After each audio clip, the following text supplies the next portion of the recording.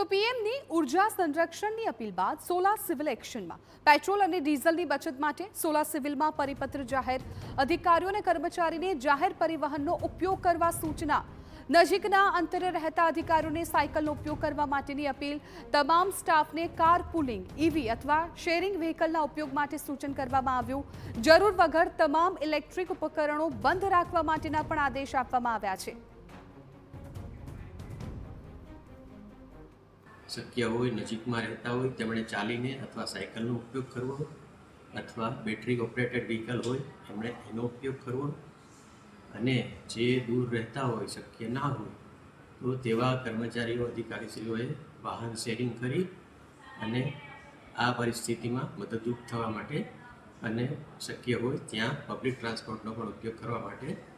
એક વિનંતી સ્વરૂપ પરિપત્ર બહાર પાડવામાં આવેલ છે।